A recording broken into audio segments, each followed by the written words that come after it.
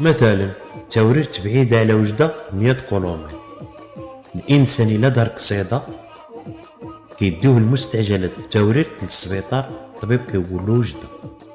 خاصك تدبر ما بين 500 600 درهم باش ديرلو بيلانس الوجدة.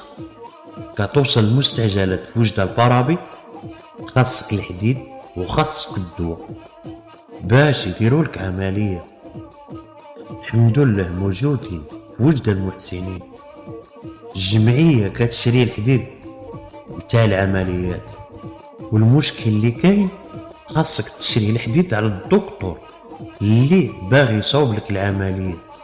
الدكاترة في المغرب كامل كيحيدوا لك الحديد وكيوليو يبيعوه.